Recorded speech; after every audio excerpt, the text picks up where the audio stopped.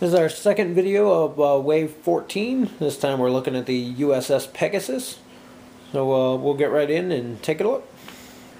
There's our Oberoth class dial, Federation. It's a very maneuverable little ship. Got the 3 forwards in there, white 3 come out, which is really nice, a white 2 come out, which is nice. And then everything else 1, 2, and 3 except for the tight 1 turns. These are Oberoth class. And you can see there everything but the 1 tight turns.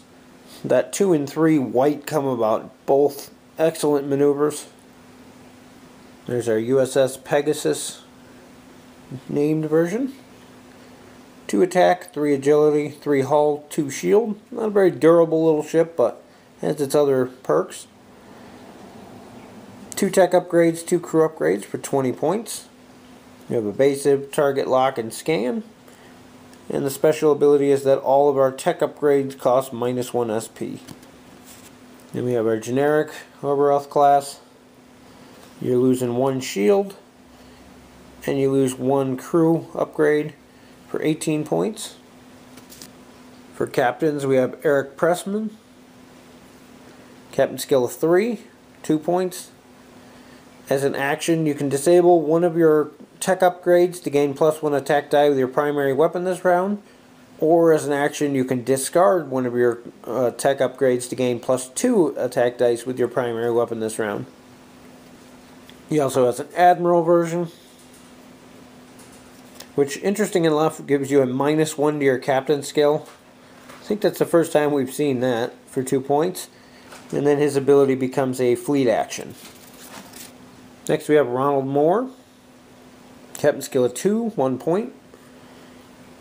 If your ship has a hull value of 3 or less during the activation phase, you may disable this card to place a battle stations token beside your ship.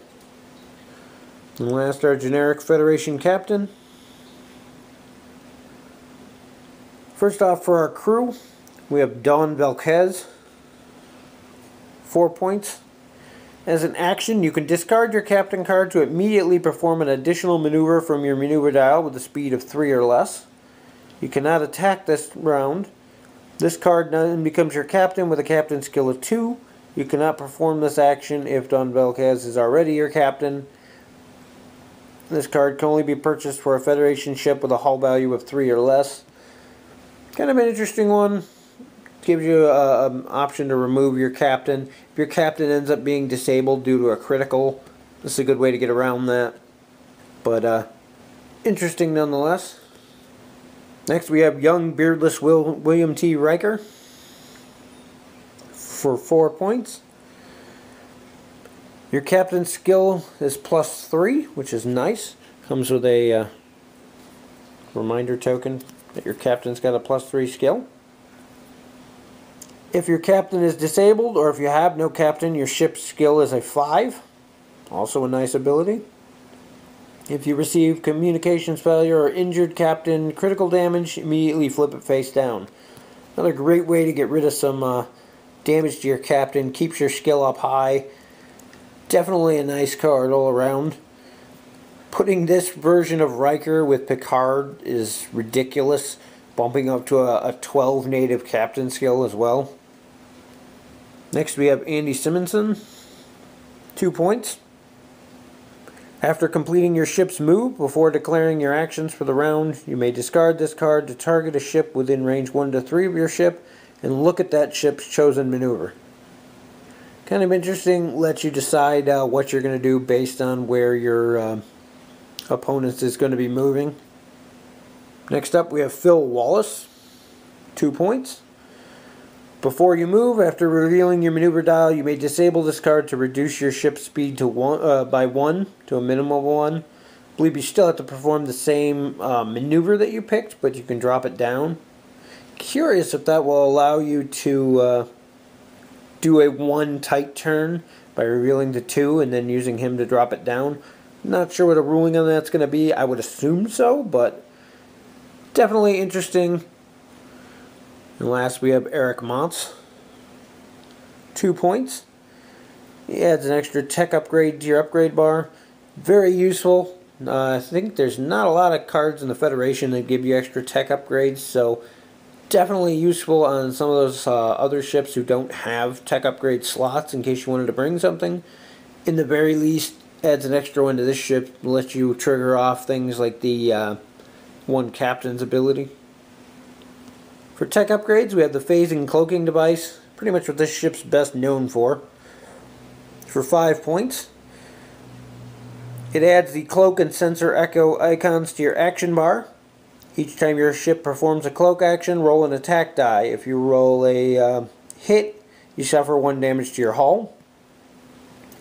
While cloaked, your ship can 1. Perform only green maneuvers, 2. Does not lose its action when overlapping another ship's base or an obstacle, and 3. Suffers no damage while overlapping obstacles. This upgrade costs plus 5 points for any ship other than the Oberth class. Definitely an interesting thing, better than some of the other add-on cloaking devices. For action economy at least, has that ability to be able to phase through things, which is nice. The risk of damaging yourself every time you use it, though, can outweigh its usefulness if you have bad rolls. Next up, we have a specialized shields. 4 points. When defending while your ship still has active shields during the modified defense dice step, you may re-roll one of your blank results. When suffering damage from an obstacle or minefield, subtract 1 damage from the total. This upgrade can only be purchased for a Federation ship with a hull value of 3 or less. Added protection against mines is nice. The ability to re-roll blanks on your defense roll is nice. Pretty useful card. 4 points seems a little steep for it, especially if you're running this ship. You're probably going to be running the phased cloaking device as well, which means your shields are going to be down. So you may not get to use this. Kind of a trade-off. I think you'll go either way. Either you take the cloak or you take this, but I don't see you running both at the same time. Still an interesting upgrade. And our last tech upgrade is the escape pod for 1 point. When your ship is destroyed, before removing it from the play area, place 1 escape pod token in the play area within range 1 of your ship, and then choose your captain and or up to 2 of your crew upgrades and place them under this card. Do not discard those cards with the ship. It actually comes with a additional rules card specifically for the escape pod, as well as a escape pod token. This card explains the rules for an escape pod token and serves as a reference to remind players of its effect while the escape pod token is in the play area. During the activation phase, after all ships are moved, the escape pod must move 1 in the direction of the arrow on the token. If it overlaps a friendly ship's base after its move, it is considered picked up by that ship. See below. If it overlaps an enemy base's ship after the move, it is destroyed. During the combat phase, it cannot attack, but it may be attacked. It has 0 agility, a hull value of 1, and 0 shield, so it's pretty easy to blow up. 3. The cards beneath the escape pod upgrade cannot use their text or abilities and not be modified by or affected by enemy upgrades. If a friendly ship's within range 1 of an escape pod token at the end of the activation phase, or it is placed directly on the friendly ship's base, the escape pod is considered to be picked up. You remove the token from the game area, discard the escape pod upgrade card, and place all the cards beneath it beside that ship's cards. These cards are now considered to be deployed on that ship. Note that crew upgrade cards may exceed the ship's restrictions, but there may only be 1 captain card assigned to the ship. You may either keep your original captain or the one picked up from the escape pod and remove the other one from the game. Kind of a neat little thing. In the very least, it gives you a chance at saving a captain and crew from being scored by your enemy. For 1 point, if you have a tech slot, I can't see a reason not to use it. Your ship gets blown up, your captain and 2 crew hop aboard. There's a possibility you can pick them up by another ship. In the very least, until the escape pod is either picked up or destroyed, those crew don't count as killed for victory points when you're adding up stuff at the end of the game. So definitely, if you've got 1 point and a tech slot open, I can't see a reason not to take these. Definitely a very useful card, especially for its points cost and what it can do. For the rest of the stuff that comes with the expansion, we have Target Lock M2 this time, your Disabled token, your Auxiliary Power and Critical tokens. You have an Evasive, a Scan, Battle Stations, and a Cloak token. You have your 2 Shields and a couple Reminder tokens. We have our Escape Pod special rules card we just went over. We have our additional rules card for Admirals, which I've gone over in previous videos, along with our Fleet Action and our Admiral tokens. The mission this time around is the Pegasus. Pretty much a reenactment of the famous scene where the Pegasus gets stuck in a giant asteroid using its advanced cloaking device there. You're basically weaving your way through this debris field, trying not to get stuck in things. Meanwhile, these asteroids in the field are moving about. Basically, your idea is to exit the play area without getting destroyed. And there's a marginal and complete success options on there as well. And special rules would pretty much give you the phased cloaking device the entire mission. Kind of a neat little thing. As for the ship, it's the first time we're seeing it in Attack Wing. It's been around in HeroClix for a while. Another one of them that's got detail in it, just no paint to actually use it. You can see a terrible mold line right there. Needs to be trimmed off. Not a little detail on the underside or the nacelle. It's got some detail on the top. Again, as always, a wash would bring that out. Not a spectacular model by any means, and there's that same mold line on the other side. It's interesting in that it's different than everything we've seen previously, but nothing spectacular here that stands out. There's our Pegasus base, 90-degree front arc. Kind of disappointed there's no rear arc on here. And the generic. Overall, another nice expansion. Some oddball things in here. The Admiral, who has the -1 ability, kind of strange, but definitely has his uses. Probably the most useful things out of here are the escape pod. Young Riker's a nice one. And the phased cloaking device has its uses, especially if you can team it up with something like O'Brien or Scotty, who can repair hull damage, just in case you happen to hurt yourself using the thing.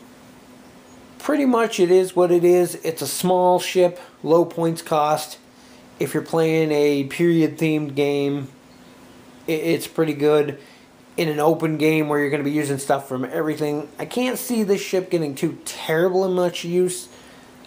With all of the upgrades combined, it might be playable, but it seems a little underpowered. It is a smaller ship. It's not meant to be an actual assault cruiser or a battleship. It's not meant to be out there in the front lines. So the stats do represent that. Definitely a few interesting cards in here. If you're a Federation player, it may be worth picking up just for those. If you're a collector, it's definitely worth picking up. If you don't play the faction, you don't play cross-faction, then there isn't much here to offer.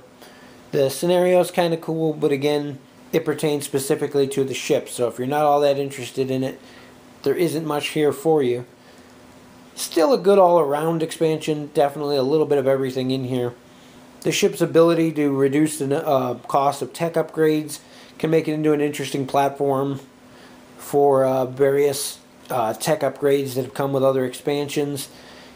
The crewman that adds the extra tech slot can definitely be useful both on this ship and elsewhere. Several different uses for them. Take it or leave it, it's up to you on this one. Anyway, that's it for this video, and I'll see you in the next one.